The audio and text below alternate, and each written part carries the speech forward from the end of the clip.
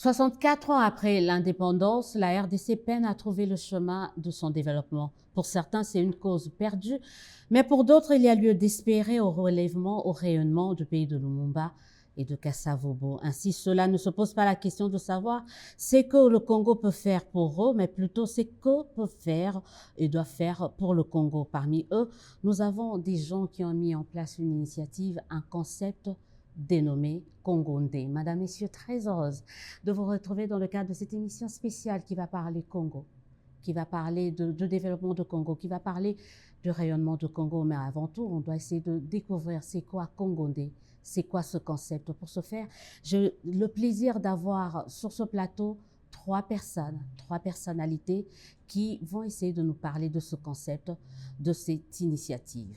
Saluez avec moi Maître Paulin Balanda. Bonjour et bienvenue. Bonjour madame, et ravi d'être à votre émission. Alors vous êtes avocat, associé gérant de la société d'avocats MBM Conseil, plusieurs fois consultant sur les questions de droit des télécoms. Je me limite là. Je me limite là, parce Merci. que si je me mets, si je me mets à dire tout ce que vous êtes et tout ce que vous faites, mais je crois qu'au fur et à mesure, les gens découvriront qui vous êtes et qu'est-ce que vous faites. J'agrée votre démarche. Et vous n'êtes pas seul sur ce plateau, il y a une dame qui est là et qui fait partie de Congondé, on saura, et qui sera, et vous essayerez de nous dire déjà c'est quoi Congondé, mais avant je vous présente madame la professeure Dédé Alianga. Bonjour et bienvenue. Bonjour, Aliango. Aliango, s'il vous plaît, excusez-moi, Aliango.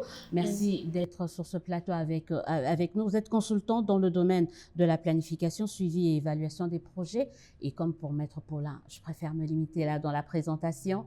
Le CV, il est long comme un bras. Donc, vous allez découvrir, vous apprendra à découvrir qui sont-ils et qui sont-elles dans Congondé. Et enfin, la troisième personne ici sur ce plateau, c'est Dr Fouelo, très connu quand même. Un visage connu dans le public quand même. Le nom aussi. Oui, un tout petit peu. Un tout petit peu. Ophtalmologue, mais également... vous êtes spécialiste en ophtalmologie, vice-président, administrateur, leadership université, beaucoup de casquettes également. Donc on fera comme pour les autres, on va se limiter là et on donnera les uns et les autres l'occasion de vous découvrir au fur et à mesure qu'ils découvriront également Congondé à toutes et à tous. Bienvenue. Merci. Merci, madame. Je commence par la première question et je commencerai par vous, Maître Paulin Balanda. C'est quoi Congondé? Merci beaucoup encore une fois et merci de cette question. Congondé est une plateforme de réflexion et nous disons mieux, c'est une société citoyenne d'intelligence stratégique. Si je devrais mettre ça dans l'écosystème de certaines initiatives classiques, je dirais que c'est un think tank que des Congolais ont voulu mettre en place parce que la connaissance, madame, est une navigation dans un océan des incertitudes où il faut trouver des archipels de ravitaillement et ce sont ces archipels où nous trouvons quelques certitudes. En fait, nous avons voulu simplement créer une plateforme qui invite les Congolais à réfléchir pour quitter la normalité vers la normalité. Je vais dire anormalité, migrer de ce qui est anormal vers ce qui est normal. Nous appelons ça Congondé. Nous appelons Congondé parce que simplement, même dans la dénomination de cette société citoyenne d'intelligence stratégique, notre but est de nous dire à nous-mêmes, les membres fondateurs, que nous ne recherchons rien d'autre que contribuer au bien du Congo. Voilà en quelques mots ce que c'est que Congondé. Congondé, je crois qu'on commence à avoir un peu plus clair par rapport à ce concept Congondé, mais le déclic, qui a eu l'idée, je ne sais pas, docteur Fouelo, c'est parti d'où? l'idée de mettre en place cette société d'intelligence? Merci beaucoup, madame. Cette idée est partie d'un besoin ressenti dans les cœurs des milliers de Congolais. Le besoin de voir les personnes intelligentes s'élever enfin et éclairer l'opinion, la nation, la communauté entière.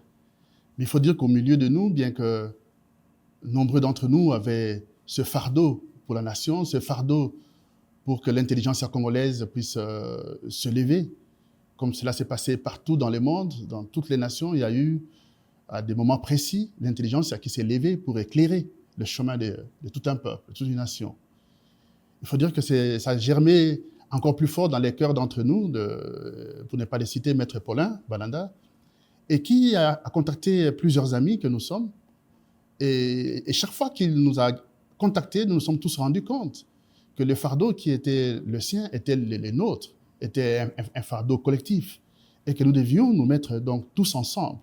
Ce qui fait que nous avons regardé autour de nous des personnes de bonne volonté que nous connaissons, qui sont des personnes qui ont le même fardeau, qui sont des personnes qui peuvent mettre à disposition de tous et de chacun leur intelligence pour un mieux-être, un bien-être collectif.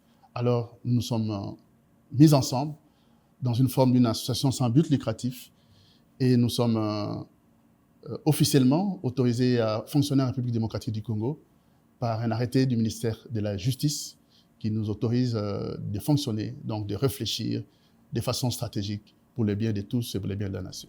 Alors, d'un côté, Maître Paulin, vous avez parlé de la normalité, Dr Foulo, vous avez parlé de la réflexion, Madame Dédé Aliango. Est-ce que nous sommes un pays anormal?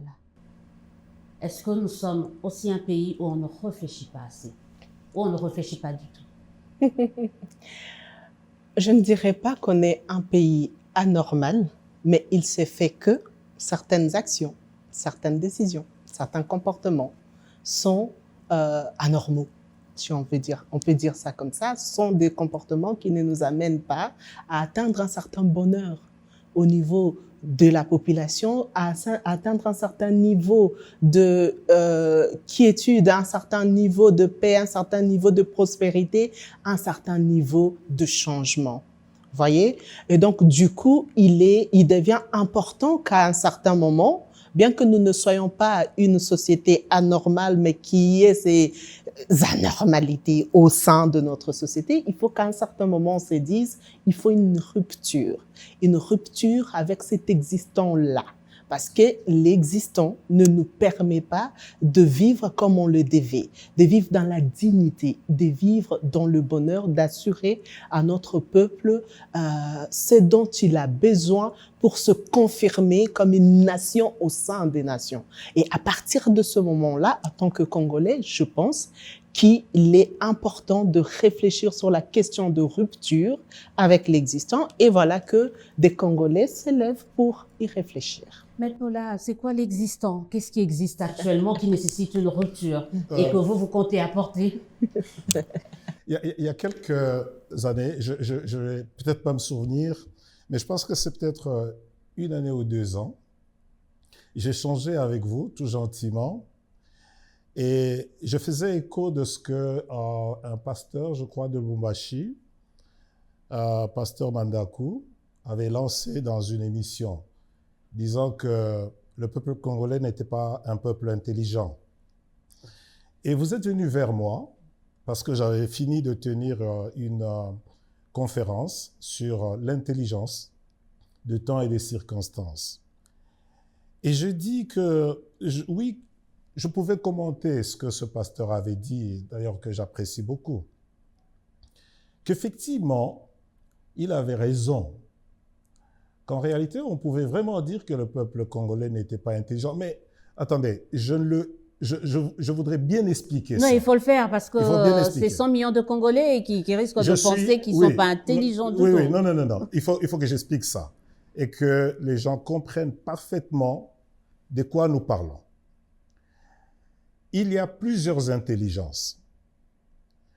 Il y a des intelligences, je lisais encore un auteur qui parle justement de forme des intelligences. Il y a une intelligence individuelle, il y a une intelligence collective, il y a une intelligence rationnelle, ce qu'on appelle l'intelligence néocortienne, et il y a une intelligence émotionnelle, une intelligence sociale, il y a une intelligence animale, et même certains disent qu'il y a une intelligence musicale. En somme, ce que ce pasteur disait, ce n'était pas au niveau des intelligences individuelles. Au Congo, le Congo est un pays des hommes et des femmes intelligents. Mais, madame, les intelligences individuelles ne font pas la sommation, ou disons, ne génèrent pas la sommation de l'intelligence collective. L'intelligence collective, je le dis d'une autre manière, n'est pas la sommation des intelligences de vous, de moi, du professeur Dédé Aliango, du docteur Fuelo. L'intelligence collective se crée et un peuple doit accepter de générer une intelligence collective. Ça se crée comment? Ça se crée par plusieurs procédés. Un peuple, je vais vous dire ce que vous savez certainement déjà, un peuple se nourrit de son passé et visionne ensemble son futur. Quand c'est du passé, on appelle ça le savoir cumulatif. Et il nous faut absolument travailler sur l'histoire de la nation. Vous savez, aujourd'hui, quand j'observe le comportement, je vais prendre une classe, la classe politique. Je ne parle pas de celle qui est là aujourd'hui. Je parcours notre pays depuis 60. J'ai l'impression que le réflexe reste le même, sauf qu'aujourd'hui, nous avons les médias sociaux et que hier, en 1960, 64, 65, il n'y en avait pas. Et nous ne tirons absolument pas les résultats de certains réflexes du passé, de ce qu'ils ont produit. Lequel? Je vais commencer. Quels sont ces réflexes du passé et ça produit quoi? Le président de la République a plusieurs fois parlé, notamment de la justice. Nous sommes heureux que le ministre d'État à la justice ait organisé notamment les États généraux de la justice. Mais je veux vous dire, ce pays est plein de beaux documents, des documents élaborés magnifiquement. Mais l'esprit d'un document est une chose, le texte d'un document est quelque chose d'autre aussi. L'intelligence ne se trouve pas dans l'élaboration d'un beau texte. Je suis juriste. L'intelligence se trouve dans ce que nous appelons l'efficience d'un texte. Ce pourquoi on a fait le texte. Et, in fine, la beauté de ce texte, c'est dans l'évaluation des résultats que cela a produit. L'intelligence collective est inhérente de cette volonté de vivre ensemble, du contrat social, compris comme l'accord d'un peuple avec lui-même et ensuite l'accord d'un peuple avec ses dirigeants. L'intelligence collective, c'est l'appropriation d'une conscience de vivre ensemble. Et c'est cela dont nous avons besoin. Le collectif le public, l'intérêt général, doit primer sur les intérêts privés. Mais ça, on entend tout cela en longueur de journée. Tous les jours, on nous dit le public doit primer sur l'individuel et tout. Docteur Fuelo, est-ce qu'on n'a pas déjà tout ça? Est-ce qu'il n'y a pas ce vivre ensemble chez nous, ici en République démocratique du Congo, pour que vous ayez l'idée de mettre en place ces structures? On a déjà tout ça, quand même. Je dirais oui et non. Vous savez, lorsqu'on parle du vivre ensemble, d'une vision collective d'un meilleur avenir, cela doit avoir pour soubassement, pour base, la confiance que l'on doit se faire. La confiance en nos gouvernants, en nos dirigeants, en nos amis, en nos frères, à tous les niveaux, partant du chef de famille jusqu'au sommet de l'État. Et aujourd'hui, en tant que communauté, dans cette intelligence communautaire ou collective que nous voulons avoir, cet élément essentiel qu'est la confiance, sur lequel nous devrions bâtir cette vision du mieux vivre ensemble, n'est pas totalement au rendez-vous. Et nous pensons justement que l'initiative de Congondé est une initiative qui voudrait bien ramener la confiance dans les cœurs des uns et des autres. Elle a été brisée par quoi, cette confiance-là? Cette confiance a été brisée surtout par les résultats auxquels on est arrivé depuis que notre pays existe. Vous savez, lorsque mon grand-père envoyait mon père à l'école et par la suite mon père l'a fait sur moi, il espérait que ses fils et ses petits-fils rendraient ces pays plus beaux qu'avant, ou plutôt que le bonheur qui était vu au loin par nos arrière-grands-parents auprès des colons serait un bonheur collectif, qu'il serait partagé. C'est parce que nous ne sommes pas arrivés là que cette confiance-là a été quelque peu amoindrie. Je ne veux pas dire rompue. Mais c'est pas la confiance amoindrie ou rompue, c'est pas à l'endroit du pays. Les gens, ils sont nombreux, de plus en plus nombreux à croire au Congo, mais la confiance a été rompue. Et là, je regarde tout de suite Madame la professeure Dédé Aliango. La confiance est rompue à l'endroit des élites que vous êtes, des scientifiques, des politiques, mais pas à l'endroit du pays. Le pays, tout le monde en foi, tout le monde a confiance au pays, mais pas à une certaine élite, aux scientifiques et aux politiques. Je suis d'accord avec vous, mais en partie. Je dirais pas que tout le monde a confiance à ces pays, parce que tout simplement, il suffit d'entendre, d'écouter ce que les Congolais disent de leur pays. Très facilement, on peut dire ces pays, il faut le vendre, il faut les donner à d'autres personnes et que chacun prenne sa part. Vous voyez, quand un peuple a ces discours-là, ça veut dire que ce peuple est désorienté. Ce peuple n'a pas confiance en son pays, mais cette confiance est partie. Pourquoi?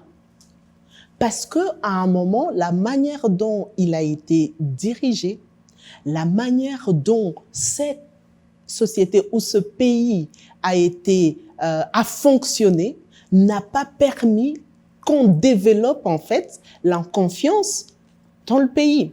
Je rentre dans un exemple beaucoup plus simple. Le Congo, si vous observez bien, même entre nous, les Congolais, nous n'avons pas confiance les uns envers les autres. On est trop méfiants. Il suffit seulement de voir combien d'entreprises individuelles se développent et sont détruites 1 année, 2 ans après, alors que si 2, 3, 4, 5, 10 Congolais se mettaient ensemble, la chose n'allait pas, ou l'entreprise n'allait pas tomber en faillite. Et c'est la même chose, même dans nos familles, nous n'arrivons même plus à nous faire confiance. Quelqu'un qui est à l'étranger ne sait pas faire confiance à sa propre famille. En fait, cette confiance est rompue à tous les niveaux, au niveau familial, au niveau de la société, au niveau de l'État, dans les institutions. Nous n'avons plus confiance. Et donc, il faut rétablir la confiance. Il faut qu'on arrive à cette intelligence collective qui va finalement créer en nous un certain imaginaire collectif. Ça veut dire que tous les Congolais, nous avons une même pensée, nous avons une vision, nous voulons voir où est-ce que nous allons et tout le monde regarde dans la même direction. Et c'est pourquoi Congondé vient avec cette réflexion-là qu'on peut s'arrêter un moment. On n'est pas toujours obligé de mettre des pas et de faire comme un cercle vicieux, on commence ici et puis on rentre. Non, à un moment, il faut s'arrêter, se demander qu'est-ce qui ne va pas et qu'est-ce que nous avons comme vision pour l'avenir. Nous voulons aller où? Et notre vision, c'est pour le centenaire du Congo. Il faut absolument que l'on rentre dans une certaine vision. comment on fait? Moi, vous allez m'excuser, tout au long de cette émission, je serai plutôt dans le comment. On a eu déjà dans le pourquoi. Moi, je veux bien qu'on puisse recréer la confiance, avoir cette intelligence collective. Mais comment on s'y prend? On se dit, on arrête tout, on baisse le rythme. Comment on procède de manière assez pratique, pragmatique? Là, je ne sais pas, Maître Paulin Balanda ou Madame, vous pouvez me dire comment nous procédons pour réussir, pour avoir enfin cette intelligence collective et recréer la confiance en soi. Non, peut-être que je vais aider à recadrer quelque chose, et c'est bon pour nous tous. L'intelligence collective devient donc un des moyens par lesquels nous voulons tous travailler à répondre, ou disons, c'est un préalable. Ce que nous faisons, c'est un travail pour rappeler à tout le monde, le peuple, les dirigeants, à tous les niveaux, qu'une nation qui ne se régénère pas dégénère. Et ça, c'est très important. Le constat, et c'est justement pour ça que nous avons dit, et le professeur Dédé le dit très bien, il faut qu'on s'arrête quelque part. Nous avons appris à faire les choses de la même manière. Mais malheureusement, nous nous rendons compte que les résultats que nous voulons, nous ne les avons pas. Et ça, c'est une question qui devient à ce moment-là cruciale. Qu'est-ce qui nous manque?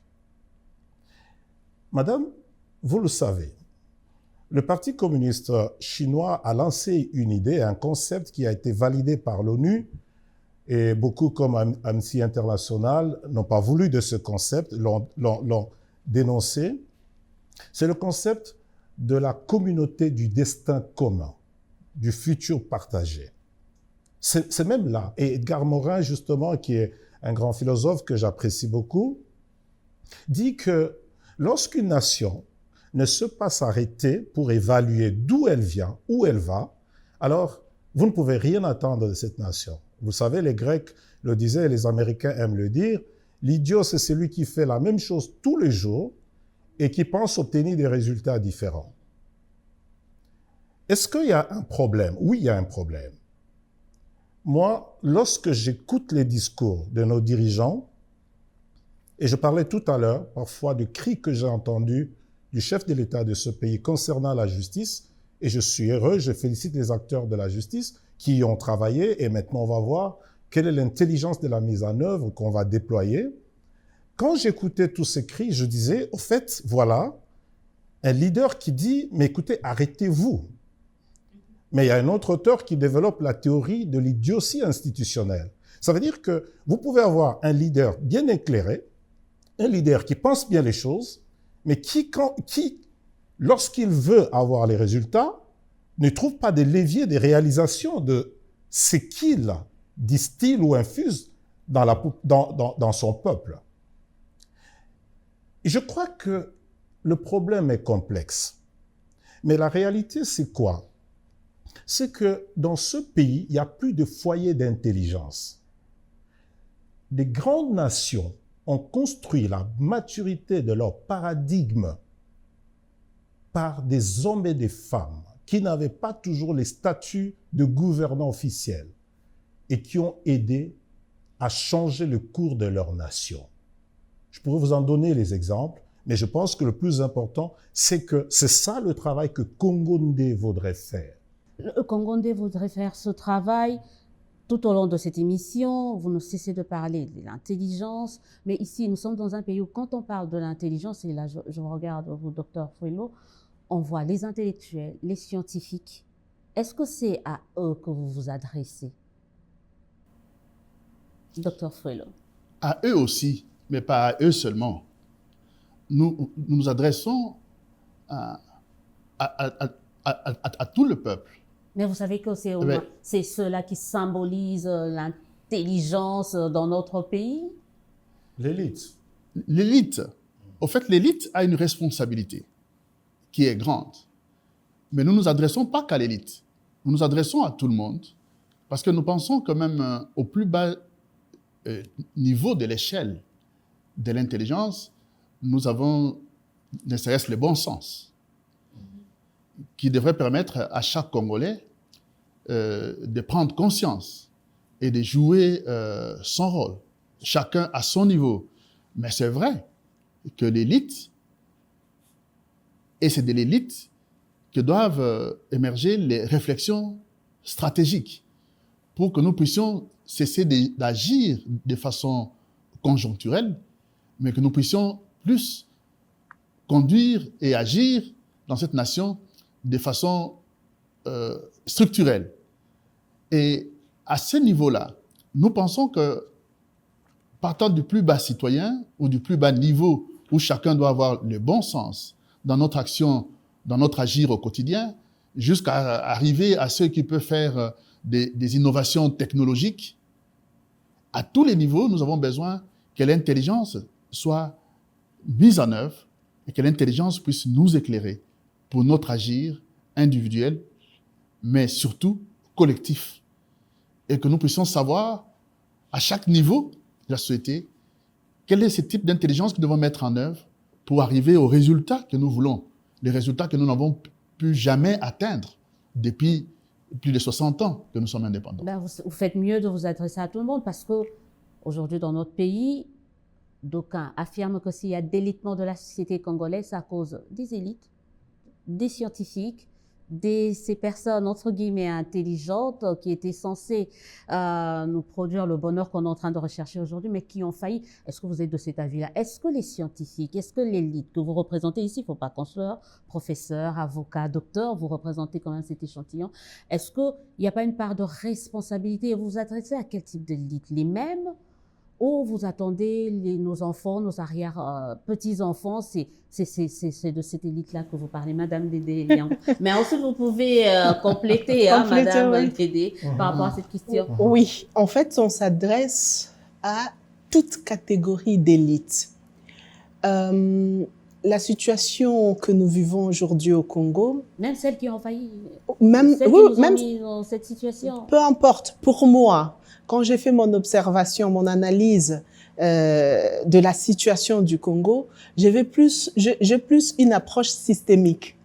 Je regarde pas seulement une catégorie de personnes qui, pour la plupart des Congolais, disent qu'ils ont amené les pays dans la situation, l'état dans lequel ils se trouvent maintenant, mais si j'observe bien, nous avons tous des responsabilités dans l'état actuel de notre pays. On ne peut pas se dédouaner.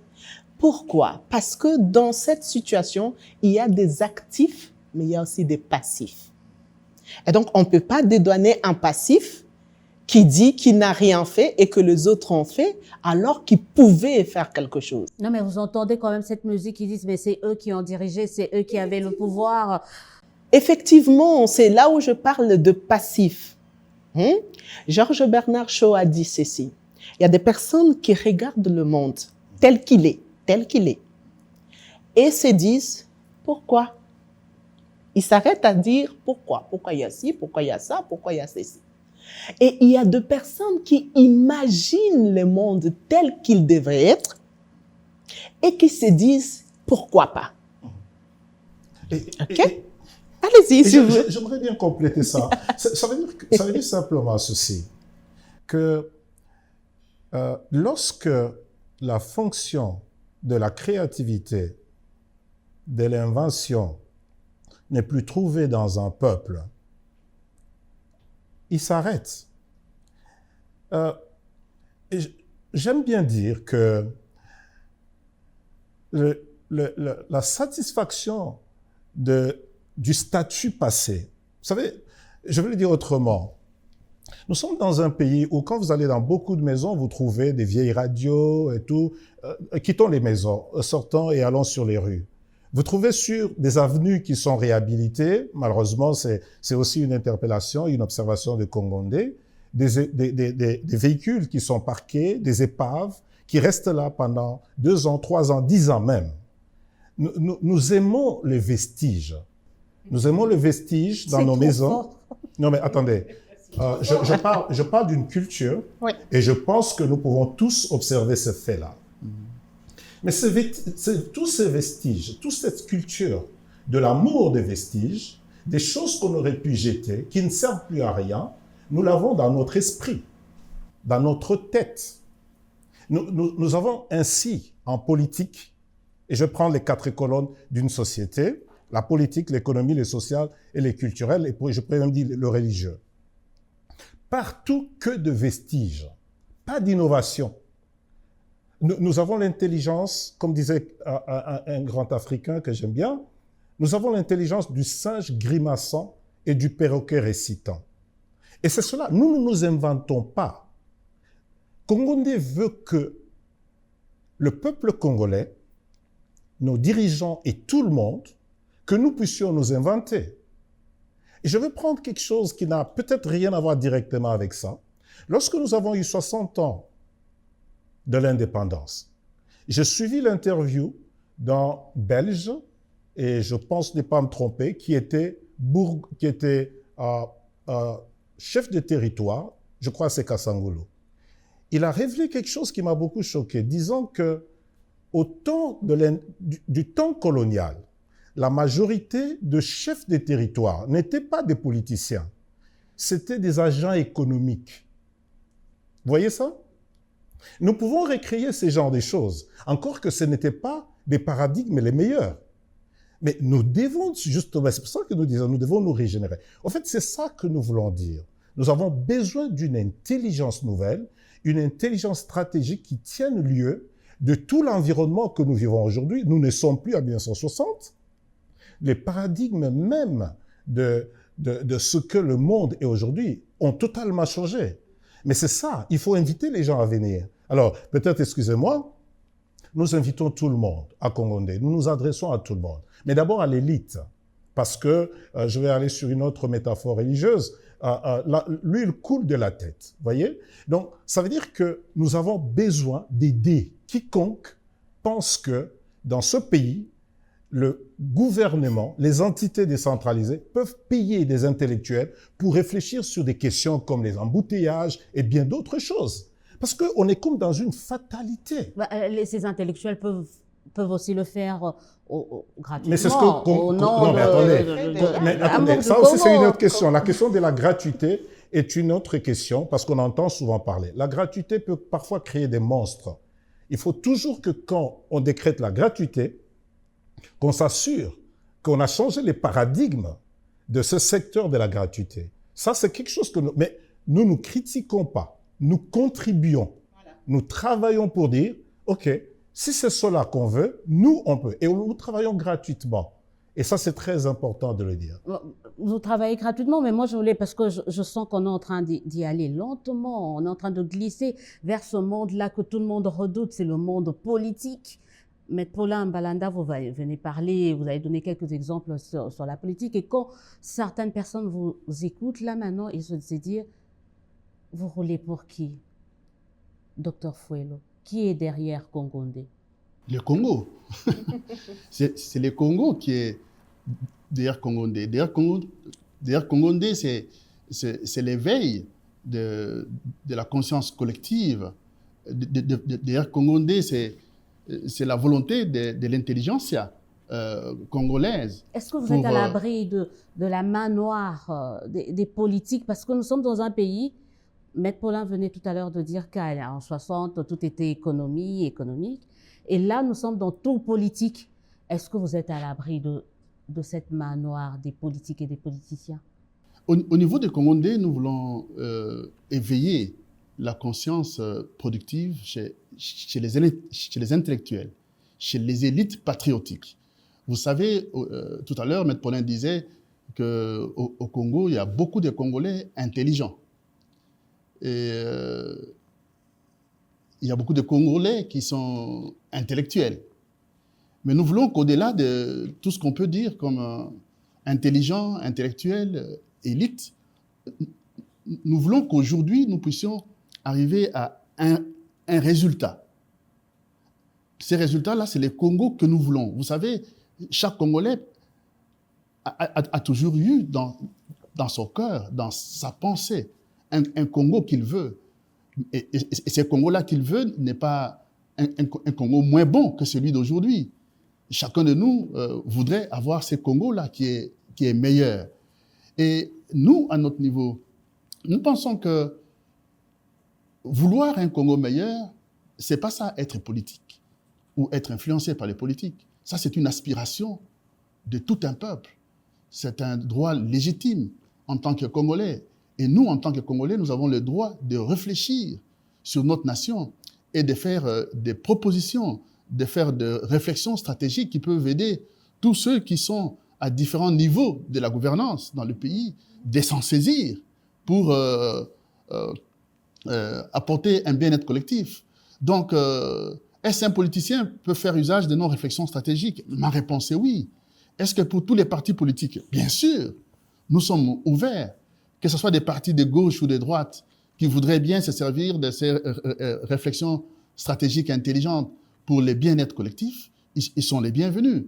Et nous allons et nous frappons à toutes leurs portes pour leur apporter notre contribution pour ce bien-être. Mais nous ne sommes pas inféodés par les politiques ou par les politiciens, bien que nous pouvons identifier parmi des personnes qui ont fait la politique ou qui font de la politique, des personnes qui sont intelligentes, qui ont le Congo à cœur, qui sont patriotiques et qui veulent que de façon réfléchie et stratégique, nous puissions réfléchir pour un Congo meilleur. Réfléchir pour un Congo meilleur, professeur Dédé Liango, est-ce que vous ne pensez pas que pour mieux réfléchir, pour espérer ce Congo meilleur, il faut carrément écarter les politiques, il faut rester entre vous, élites, parce qu'ils ont, pour certains et pour la plupart, ils ont tellement créé des dégâts qu'on se dit à chaque fois qu'on essaye de mettre la politique dedans, ça y est, c'est voué à l'échec. Est-ce que vous ne pensez pas que c'est peut-être le temps de mettre les politiques à l'écart de certaines réflexions? Je pense que penser comme ça, ce serait de l'illusion. Pourquoi? Parce que Congondé ne vient pas enlever tout ce qui existait. D'accord? Lorsque nous disons la rupture avec l'existant, c'est l'existant qui ne nous permet pas d'aller vers le bonheur. Nous sommes très conscients que les politiques ont leur place dans ces pays. D'ailleurs, c'est eux qui nous gouvernent. Comment voulez-vous qu'on réfléchisse pour un Congo meilleur et qu'on le mette de côté? D'accord? Le docteur Folo l'a si bien dit. Nous réfléchissons pour le Congo. C'est pour l'amour du Congo. C'est parce qu'on s'est dit, je ne veux plus voir mon Congo tel qu'il est. Donc, je réfléchis et je me dis, pourquoi pas? Ça peut marcher. Et donc, si un politique a besoin de cette réflexion-là, je serai heureuse de partager avec lui parce que ça va aller, ça va toucher, ça va transformer et ces décisions vont changer, ça va aller vers un Congo meilleur. Et ça ne vous fait pas peur vous risquez d'être catalogué comme étant d'un bord ou d'un autre. C'est ça aussi la crainte et du coup, ça risque de remettre en cause c'est une histoire tout le bien fondé de Congondé. Vous n'avez pas peur de ça? Non, moi particulièrement, j'ai pas peur de ça. C'est une histoire de Congolais. C'est les Congolais qui pensent le Congo. Nous voulons penser notre société. Parce que la manière dont nous fonctionnons, on voit bien que la société n'est pas pensée. On se réveille un jour, on fait ci, on fait ça. Il y a une vision. Maître l'a dit tantôt ici, que le chef d'État peut avoir une vision. D'accord? Mais après, comment concrétiser cette vision-là? C'est toute la chose. Nous, on réfléchit sur comment. On réfléchit sur ce qu'il faut faire par rapport à cette vision-là qui va, j'insiste, dans le cadre du bonheur du peuple congolais. Pas dans le cadre d'un individu, de personne qui non. pouvoir. Permettez-moi que je vous déçoive. Mais répondre justement à la question de l'inféodation de Congolais. Mais vous savez, toute crise crée des déviances, n'est-ce pas? Vous le savez. Et donc, nous avons beaucoup de déviances dans notre, permettez l'expression anglo-saxon, dans notre mindset. Mm-hmm. Nous avons tous l'impression que nous sommes normaux ou nous sommes normaux, mais nous ne le sommes plus en beaucoup de choses. La Fontaine disait, tous ne mourraient pas, mais tous étaient atteints. Mm-hmm. Donc, d'une manière ou d'une autre, nous avons des atteintes qui nous ont dénaturés. Vous le savez, madame, parmi les déviances qui ont été créées dans ce pays, et dans notre culture, il y a notamment, comme vous le disiez tout à l'heure, ce que j'appelle la circumpolitisation de toute chose.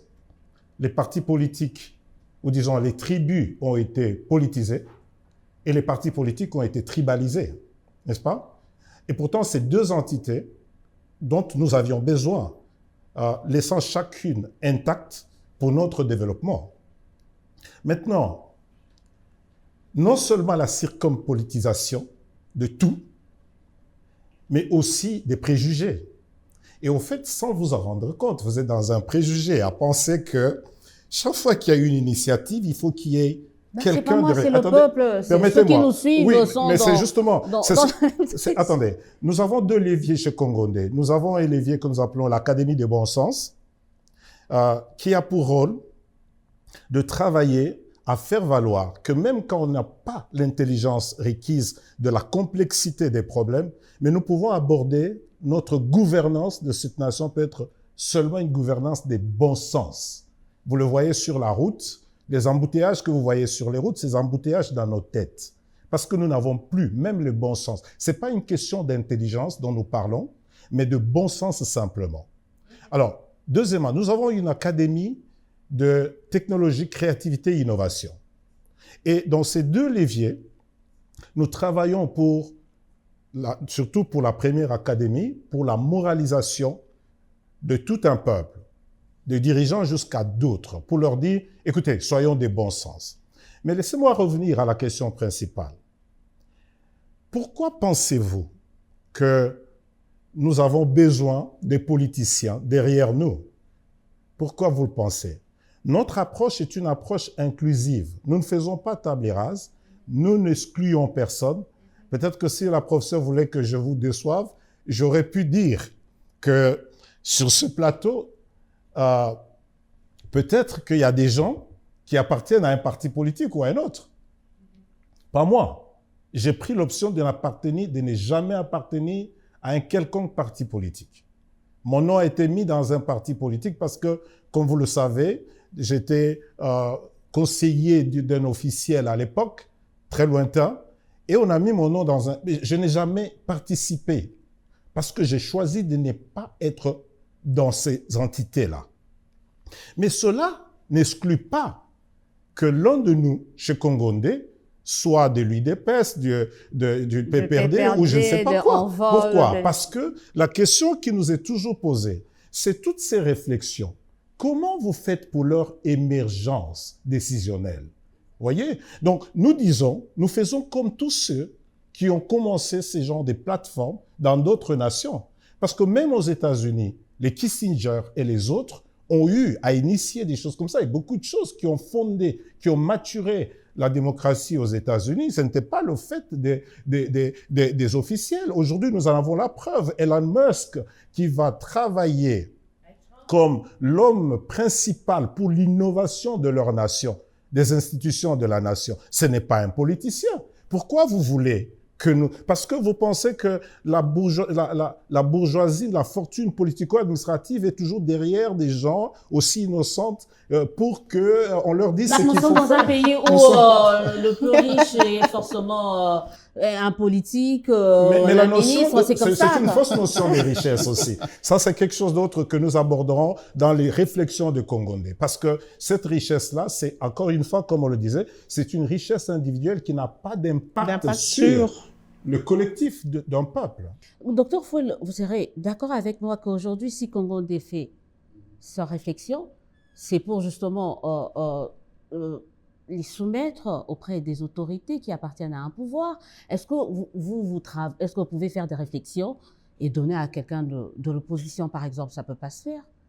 Est-ce que vous n'avez pas peur, justement, je reprends ma question, d'être un féodé, parce que vous attendez à ce que vos réflexions puissent avoir une base, puissent être matérialisées. Donc forcément, vous êtes appelé à travailler avec, par exemple, l'actuel pouvoir en place. Nous, au niveau de Congondé, nous travaillons pour nous assurer que nos réflexions vont influencer le processus décisionnel et contribuer réellement à la renaissance et à la prospérité de la nation. Et ces idées de nos réflexions vont être des idées partagées. Nous pouvons les partager à toute personne qui le demanderait, mais nous ferons aussi tout ce qui est à notre pouvoir pour aller vers les uns les autres, que ce soit les gens qui peuvent être du pouvoir ou de l'opposition, parce que nous croyons que pour un Congo meilleur, il faut qu'il y ait une opposition constructive. Et même l'opposition constructive doit être outillée et avoir des éléments de réflexion pour faire des propositions. Et nous savons aussi que beaucoup des gens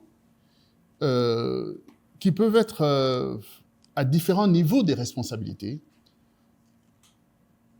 n'ont pas toujours le temps de réfléchir, Non, mais ils de ont des réfléchir cabinets quand même. stratégiquement. Ils ont des cabinets, ils ont des conseillers, c'est une Je vous pléthore de gens. le concède, madame.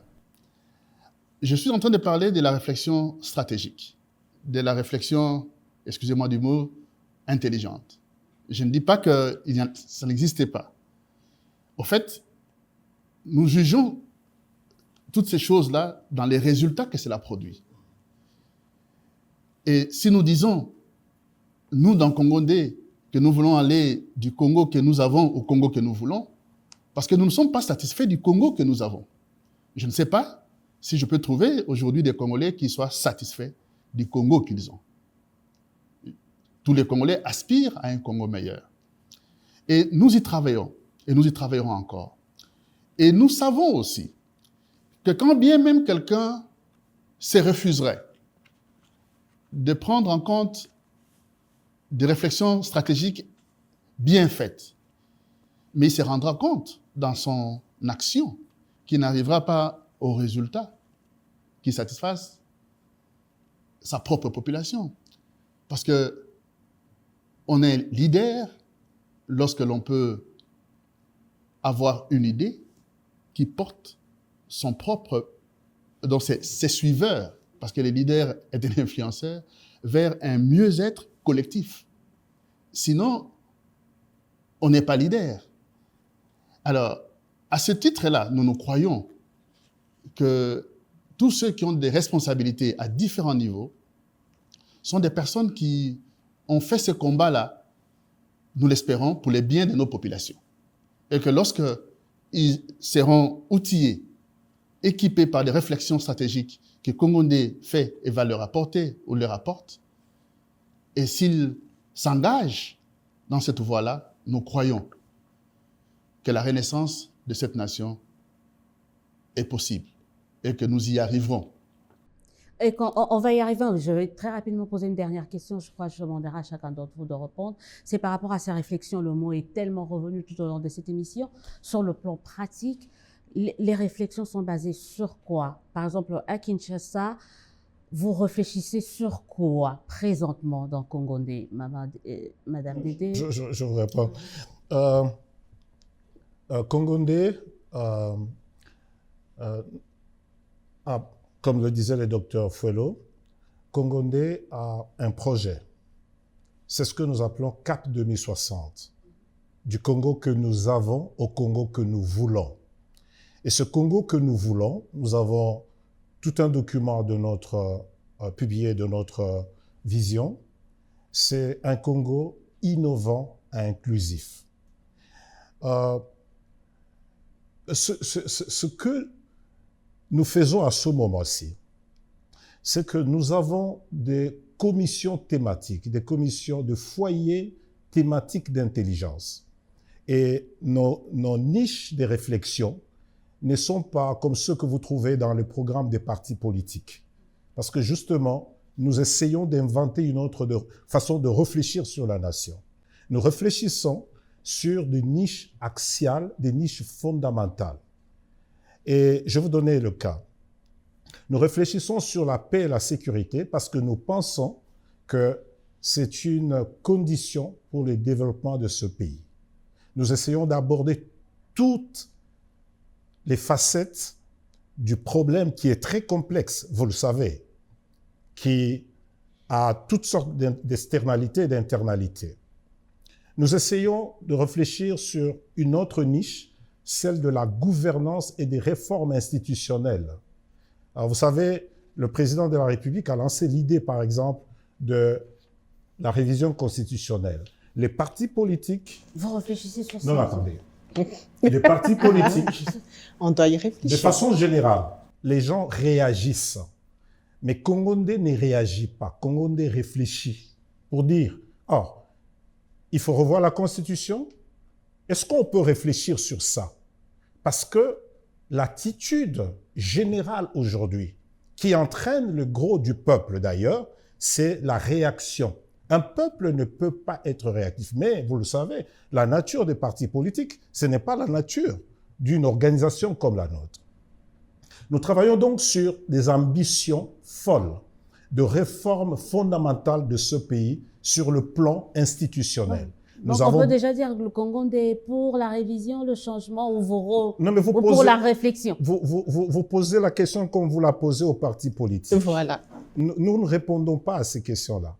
Vous poseriez la question comment nous disons, quand quelqu'un provoque un événement, nous réfléchissons sur l'événement. Sur l'événement. Quand nous vivons une situation difficile, nous n'allons pas à la fatalité, nous réfléchissons sur la situation.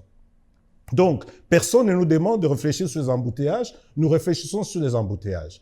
Parce que ça concerne notre nation, personne ne nous demande de réfléchir sur la paix et la sécurité, nous réfléchissons parce que ça concerne Kongondé. Professeur, mais je termine si vous permettez. Donc, nous avons une niche de ce que nous appelons le développement inclusif. Vous avez compris, nous ne parlons pas de développement économique. Non, nous disons le développement inclusif. Nous réfléchissons sur la territoriale de ce pays parce que nous pensons que finalement, nous sommes un ensemble de peuples très complexes et que nous devions gérer les géospécificités de ce pays. Bref, nous réfléchissons sur des choses fondamentales. Nous ne réfléchissons pas pour répondre à tel secteur ou tel secteur. Ça, c'est des déclinaisons qui viennent par la suite. Voilà. Qui viennent par la suite, professeur Dédé, parce que là, franchement, on me fait signe qu'il me reste plus que quelques minutes. Comment avoir les résultats de vos différentes réflexions? Comment vous allez faire pour mettre à la disposition, par exemple, du grand public, les résultats ou les solutions que Kongondé apporte dans tel ou tel autre domaine de votre réflexion? OK. Donc, je vous remercie pour la question. Donc, comme on le dit, on réfléchit, mais réfléchir, il y a tout un processus. Donc, on commence par comprendre d'abord la situation, parce que pour réfléchir sur une situation, il faut mieux la comprendre. Donc, on analyse profondément la situation et même, dans certains cas, on mène même des études approfondies sur la chose. Et par la suite, lorsque nous avons les faits, lorsque nous avons les éléments, nous commençons à réfléchir stratégiquement en priorisant, parce qu'on peut arriver avec énormément de problèmes. Il faut voir la priorité, on priorise et puis on va dans une réflexion stratégique. Et à partir du moment où nous avons cette réflexion stratégique, qu'on a les éléments, donc nous avons les résultats, ben on vous a dit tantôt ici, nous nous adressons aux élites, nous nous adressons à on va dire toutes les catégories de Congolais qui peuvent ou qui sont partie prenante de cette réflexion-là. Si par exemple nous sommes dans la gouvernance et les réformes institutionnelles, ben on va voir toutes les parties prenantes et avec nos résultats, ben on va essayer de discuter, d'échanger avec eux. Ça prend beaucoup de temps quand même. Vous avez, ça peut prendre. Il y a des, Dr Follo, il y a des réflexions qui prennent combien de temps comme ça? Ça prend 1 mois, 2 mois, ça dépend. Est-ce que vous avez une deadline bien structurée, bien calée par rapport à ça? Ce qu'il faut dire, c'est que d'abord, les réflexions de Kongondé ne s'arrêteront jamais. Donc nous continuerons à réfléchir parce que la société est très dynamique, que ce soit dans un environnement simplement national ou international. Mais ce qu'il faut savoir, c'est que tout à l'heure, le professeur Dédé et Maître Paulin ont parlé des thématiques autour desquelles nous réfléchissons.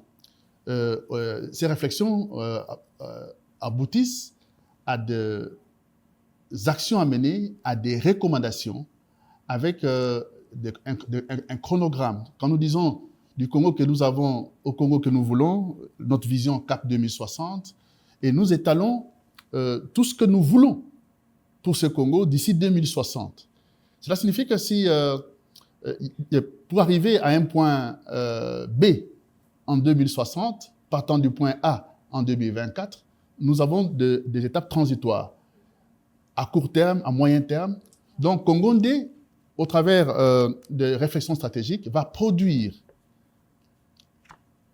sur un document élaboré et détaillé le projet que je peux appeler projet des nations, CAP 2060, le Congo que nous voulons.